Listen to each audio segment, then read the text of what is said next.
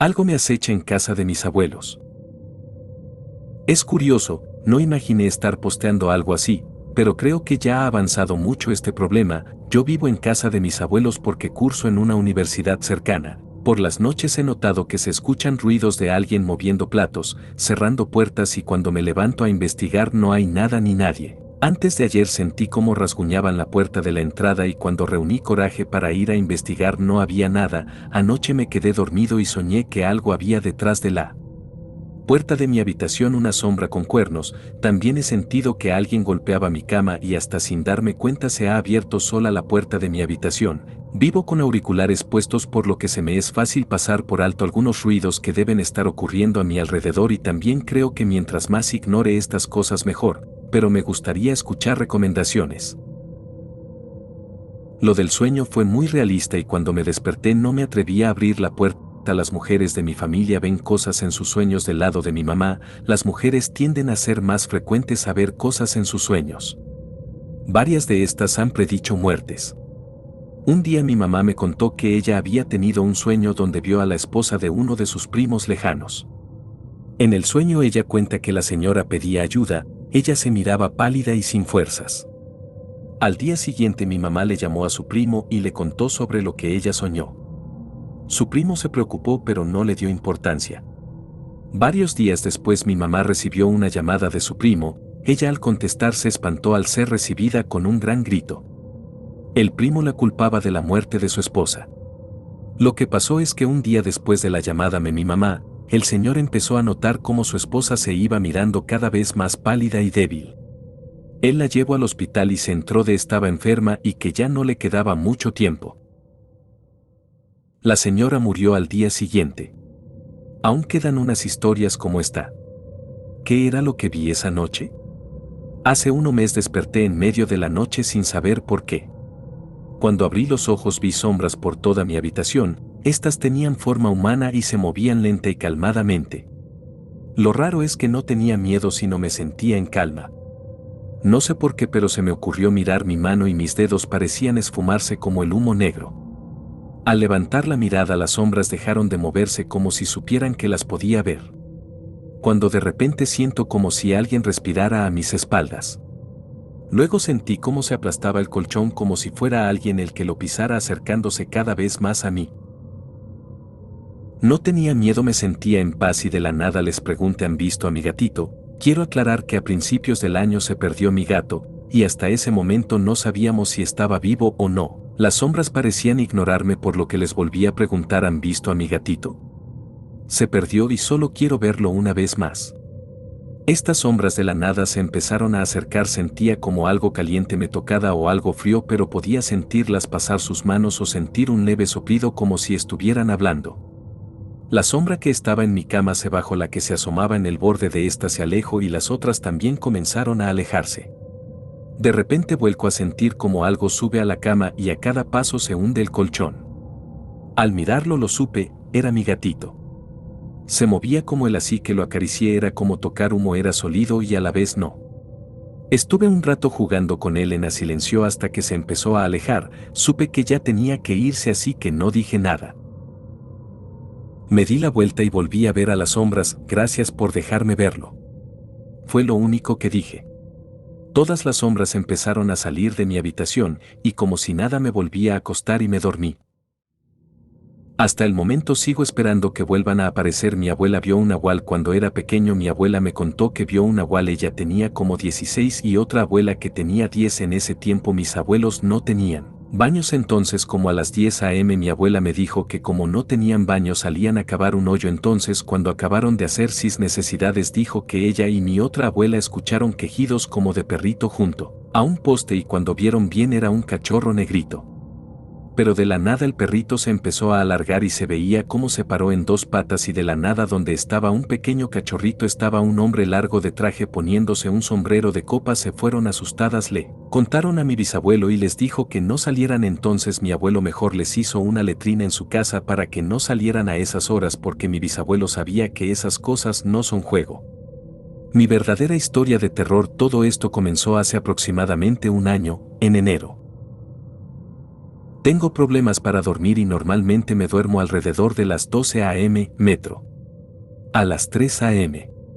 Vivo en el medio del campo y estoy acostumbrado a escuchar a todos los animales locales por la noche. Son alrededor de las 11:30. Todos los demás están dormidos. El sonido proveniente del patio trasero solo era comparable a una persona caminando sobre hojas. Eso sí, es enero y hay alrededor de 6 pulgadas o más de nieve en el suelo. No tiene ningún sentido para mí, escucho esto toda la noche desde todas partes de mi casa y decido esperar hasta la mañana para mirar las huellas en la nieve. En cuanto se rompe la luz salgo a mirar las huellas y no hay ninguna. Estoy realmente asustado en este punto después de escucharlo toda la noche. Luego voy a trabajar y me olvidé de eso. Durante los próximos 5 meses esto continúa casi todas las noches. Siempre suena igual independientemente de las condiciones externas. Busqué señales de animales, y siendo un chico al aire libre y viniendo de una larga familia de cazadores, no encontré nada. Algún tiempo después, estaba paseando a mi perro en el patio trasero cuando comencé a escucharlo. Mi perro de 85 libras puso su cola entre nuestras piernas y comenzó a gruñir y ladrar. Rápidamente lo puse adentro y agarré un arma para confrontar lo que fuera que estaba ahí fuera, pero cuando volví a salir, ya no estaba. Después de esto supe que no estaba loco porque el perro también lo escuchó. Después de eso, durante semanas me quedé en el techo tratando de recopilar información al respecto. Recolecté lo siguiente: 1. No sale si hay alguien más conmigo. 2. No sale si tengo un arma. 3. No me sigue a casa. 4. No atacarme. Se puso peor y peor. Empezó a seguirme por mi casa, pero nunca pude verlo ni atraparlo. Finalmente configuré una de mis cámaras de seguimiento durante una semana y se detuvo. Después de una semana sin que sucediera, pensé que había terminado, pero tan pronto como quité la cámara, comenzó de nuevo. La única manera de que no vuelva es si tengo mis cámaras de seguridad encendidas. Esta es la única forma de hacer que me deje en paz. Las ánimas olvidadas. Hola a todos, les cuento una anécdota de uno de muchos sucesos raros que pasaban en la casa de mi abuela. Mi abuela ya falleció, ella tenía casi toda su vida viviendo en la misma casa, en una calle donde detrás del patio ya solo quedaba un terreno baldío y un pequeño cerro. Mi abuela era muy religiosa, católica. Cada día de muertos ella ponía una cruz con veladoras en el patio, según para que las ánimas olvidadas o perdidas encontraran luz en su camino. A mí y a mis primos, que en ese tiempo teníamos alrededor de 8 o 10 años, nos gustaba mirar por la ventana las veladoras, ya que éstas se quedaban encendidas hasta que se consumían por completo. Lo raro de todo esto es que podía llover y aún así no se apagaban. Y al anochecer podías ver a contraluz sombras en la barda que aluzaban las veladoras. Cuando mi abuela hacía eso por las noches yo no podía dormir bien, siempre soñaba que caminaba en un lugar lleno de gente donde apenas se podía pasar y despertaba súper cansada. Al cabo de un tiempo un tío regañó a mi abuela y le pidió que dejara hacer eso porque según él eso era brujería. Mi abuela lo dejó de hacer, pero las cosas raras no dejaron de suceder. Debo mencionar que en esa casa también se suicidó mi abuelo. ¿Ustedes qué opinan? ¿Esas ánimas me robaban la energía por la noche? El Torreón del Echago, todo lo aquí narrado lo viví en primera persona, y estos viejos ojos son los que presenciaron aquel horror que trataré de describirles, ahora que el paso del tiempo y la cercanía de mi propio fin me han reconciliado con estos recuerdos. Me crié en Lechago, un pequeño pueblo de Aragón. Vivía con mis padres, mis 3 hermanas y mi abuela, que sufría de una fuerte demencia senil que le trastornaba el habla. Muy rara vez conseguía formular una frase coherente, y cuando lo hacía, sus palabras siempre resultaban tan extrañas como inquietantes. Solía murmurar cosas como guárdate de la torre, te engulle entero o al alba se les oye. Ojalá le hubiera escuchado. Recuerdo que aquel verano, el de 1948, el calor llegó antes de lo habitual. Era junio y yo solo contaba 12 años. Todos los muchachos del pueblo rondaban mi edad a excepción de uno, Ramiro. Ramiro tendría entonces unos 9 años, y al ser el único chico de su quinta, solía andar con nosotros pese a la diferencia de edad. Admiraba profundamente a mi primo Cristóbal, que era el mayor de la pandilla. En ocasiones le hacíamos jugarretas aprovechándonos de su ingenuidad y de la devoción que sentía por mi primo, pero él siempre las perdonaba al instante, lo cual no retrasaba la siguiente broma.